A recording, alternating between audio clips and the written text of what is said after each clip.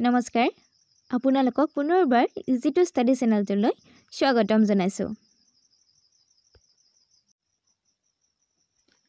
আজিৰ এই ভিডিঅ'টিত আপোনালোকৰ মাজলৈ অসমীয়া বোলছবিৰ লগত জড়িত কেইটামান কোৱেশ্চন এনসাৰ লৈ আহিছো এই কোৱেশ্চন এনসাৰসমূহ আপোনালোকক আগন্তুক আহি থকা বিভিন্ন ধৰণৰ প্ৰতিযোগিতামূলক পৰীক্ষাসমূহত সহায় হ'ব গতিকে আপোনালোকে ভিডিঅ'টো সম্পূৰ্ণৰূপে চাব লগতে ভিডিঅ'টো এটা লাইক কমেন্ট আৰু ভিডিঅ'টো শেয়াৰ কৰি দিব আজিৰ ভিডিঅ'টোৰ প্ৰথমটো কোৱেশ্চন হৈছে অসমীয়া বোলছবিৰ প্ৰথম গৰাকী মহিলা পৰিচালকৰ নাম কি অপচন কেইটাৰ ভিতৰত শুদ্ধ উত্তৰটি হ'ব অপচন নম্বৰ এ মনিষা হাজৰিকা মনত ৰাখিব অসমীয়া বোলছবিৰ প্ৰথম গৰাকী মহিলা পৰিচালকৰ নাম হৈছে মনিষা হাজৰিকা নেক্সট কোৱেশ্চনটি আছে মনোমতি ছবিখন কিমান চনত মুক্তি লাভ কৰিছিল অপচন কেইটাৰ ভিতৰত শুদ্ধ উত্তৰটি হ'ব অপচন নম্বৰ সি 1941 চনত মনত ৰাখিব মনোমতি ছবিখন 1941 চনত মুক্তি লাভ কৰিছিল নেক্সট কোৱেশ্চনটি আছে অসমীয়া বোলছবিলৈ হাই ডেফিনেশ্যন ডিজিটেল পদ্ধতি কঢ়িয়াই অনা প্ৰথম গৰাকী পৰিচালক কোন অপচন কেইটাৰ ভিতৰত শুদ্ধ উত্তৰটি হ'ব অপচন নম্বৰ ডি সংগীত সভা পণ্ডিত মনত ৰাখিব অসমীয়া ছবিলৈ সংগীত সভা পণ্ডিতে হাই ডেফিনেশ্যন ডিজিটেল পদ্ধতি কঢ়িয়াই আনিছিল নেক্সট কোৱেশ্চনটি আছে শ্ৰেষ্ঠ সংগীত পৰিচালকৰ বঁটা পোৱা প্ৰথম অসমীয়া ছবিখনৰ নাম কি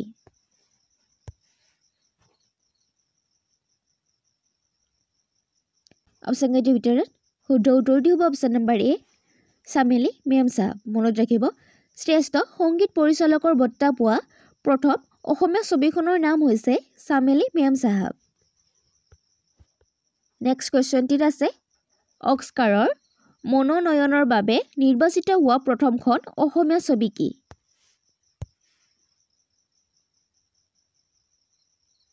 অপচন কেইটাৰ ভিতৰত শুদ্ধ উত্তৰটি হ'ব option number A the village rockstar next কোৱেশ্চনটিত আছে মামণি ৰয়ছম গোস্বামীৰ দোতাল হাতীৰে উয়ে খোৱা আওদা উপন্যাসখনৰ আধাৰত ৰচিত অসমীয়া ছবিখনৰ নাম কি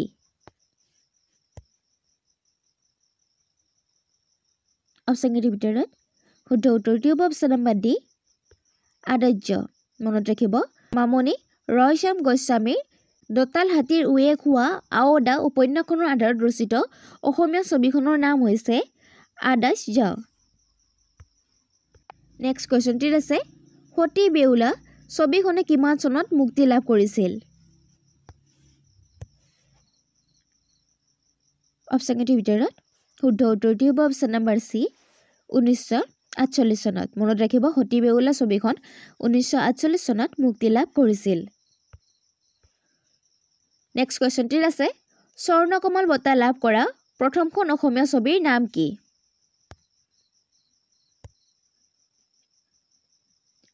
অপচন কেইটাৰ ভিতৰত শুদ্ধ উত্তৰটি হ'ব অপচন নম্বৰ বি হালধীয়া চৰাইয়ে বাও ধান খায় মনত ৰাখিব স্বৰ্ণকমল বঁটা লাভ কৰা প্ৰথমখন অসমীয়া ছবিৰ নাম হৈছে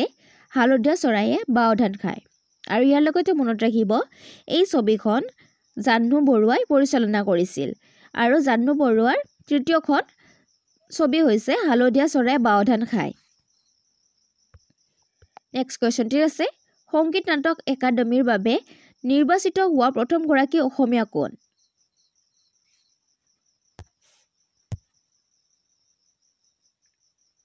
অপচন কেইটাৰ ভিতৰত শুদ্ধ উত্তৰটি হ'ব option number C doctor Bhupen Hazarika মনত ৰাখিব সংগীত নাটক একাডেমীৰ বাবে নিৰ্বাচিত হোৱা প্ৰথম গৰাকী অসমীয়া হৈছে ডক্টৰ ভূপেন হাজৰিকা নেক্সট কোৱেশ্চনটিত আছে জাহ্নু বৰুৱাই কোনখন ছবিৰ বাবে শ্ৰেষ্ঠ পৰিৱেশ বঁটা লাভ কৰিবলৈ সক্ষম হৈছিল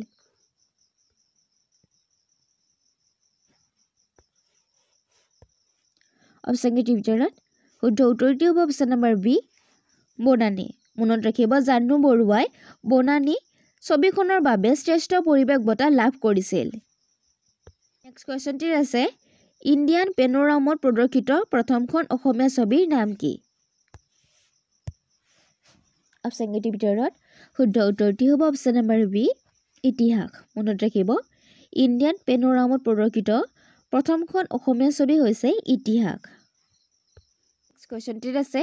অসমীয়া ছবিয়ে কিমান চনত প্ৰথমবাৰৰ বাবে ৰাষ্ট্ৰীয় সন্মান পাবলৈ সক্ষম হৈছিল অপশ্যন কেইটিৰ ভিতৰত শুদ্ধ উত্তৰটি হ'ব অপশ্যন নম্বৰ ডি 1985 চনত মনত ৰাখিব 1985 চনত অসমীয়া ছবিয়ে প্ৰথমবাৰৰ বাবে ৰাষ্ট্ৰীয় সন্মান পাবলৈ সক্ষম হৈছিল নেক্সট কোৱেশ্যনটিত আছে এৰাবাটৰ সুৰ ছবিখনৰ পৰিচালক কোন আছিল অপশ্যন কেইটিৰ ভিতৰত শুদ্ধ উত্তৰটি হ'ব option number B doctor Bhupen Hazarika মনত ৰাখিব এৰাবাটৰ সুৰ ছবিখনৰ পৰিচালক হৈছে ডক্টৰ ভূপেন হাজৰিকা নেক্সট কোৱেশ্যনটিত আছে স্বৰ্ণকমল বঁটা লাভ কৰা প্ৰথম গৰাকী অসমীয়া পৰিচালক কোন অপশ্যন কেইটিৰ ভিতৰত শুদ্ধ উত্তৰটি হ'ব অপশ্যন নম্বৰ এ জাহ্নু বৰুৱা মনত ৰাখিব স্বৰ্ণকমল বঁটা লাভ কৰা প্ৰথম গৰাকী অসমীয়া পৰিচালক হৈছে জাহ্নু বৰুৱা নেক্সট কোৱেশ্যনটিত আছে ৰাষ্ট্ৰপতিৰ ৰূপৰ পদক লাভ কৰা প্ৰথমজন অসমীয়া পৰিচালকৰ নাম কি অপশ্যন কেইটিৰ ভিতৰত শুদ্ধ উত্তৰটি হ'ব option number D Nip Barua কোৱেশ্যনটিত আছে নিমিলা অংক ছবিখন কিমান চনত মুক্তি লাভ কৰিছিল অপশ্যন কেইটিৰ ভিতৰত শুদ্ধ উত্তৰটি হ'ব অপশ্যন নম্বৰ এ 1955 চনত মনত ৰাখিব নিমিলা অংক ছবিখন 1955 চনত মুক্তি লাভ কৰিছিল নেক্সট কোৱেশ্যনটিত আছে ব্যৱসায়িকভাৱে প্ৰযোজিত হোৱা প্ৰথমখন অসমীয়া ছবিৰ নাম কি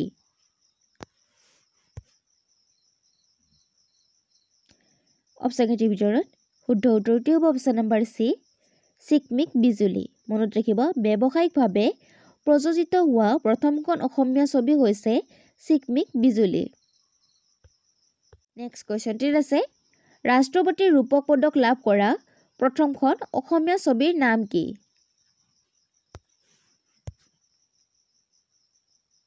অপশ্যন কেইটিৰ ভিতৰত শুদ্ধ উত্তৰটি হ'ব অপশ্যন নম্বৰ এ ৰঙা পুলিচ মনত ৰাখিব ৰাষ্ট্ৰপতিৰ ৰূপক পদক লাভ কৰা প্ৰথমখন অসমীয়া ছবি হৈছে ৰঙা পুলিচ নেক্সট কোৱেশ্যনটিত আছে প্ৰতিধ্বনি ছবিখনৰ মূল আধাৰ কি আছিল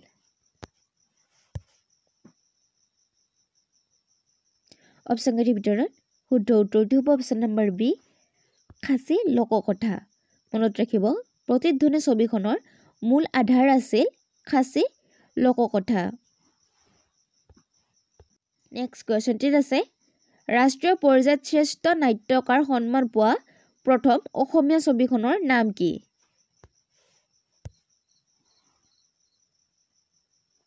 অপশ্যন কেইটিৰ ভিতৰত শুদ্ধ উত্তৰটি হ'ব অপশ্যন নম্বৰ চি অগ্নিস্নান মনত ৰাখিব ৰাষ্ট্ৰীয় পৰ্যায়ত শ্ৰেষ্ঠ নাট্যকাৰ সন্মান পোৱা প্ৰথমখন ছবি হৈছে অগ্নিস্নান নেক্সট কোৱেশ্যনটিত আছে জ্যোতি চিত্ৰবন কিমান চনত প্ৰতিষ্ঠা হৈছিল অপশ্যন কেইটিৰ ভিতৰত শুদ্ধ উত্তৰটি হ'ব অপশ্যন নম্বৰ এ 1968 চনত মনত ৰাখিব জ্যোতি চিত্ৰবন 1968 চনত প্ৰতিষ্ঠা কৰা হৈছিল দূৰদৰ্শনত সম্প্ৰচাৰিত প্ৰথমখন অসমীয়া ছবি কি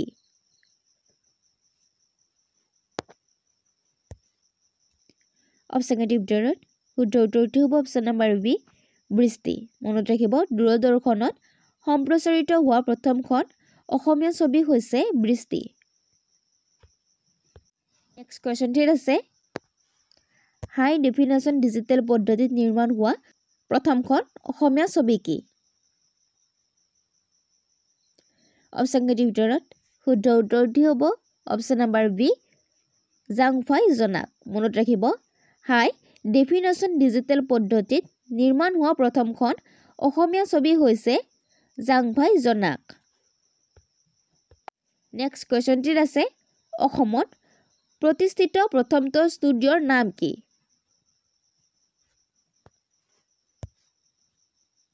অপশ্যনকেইটিৰ ভিতৰত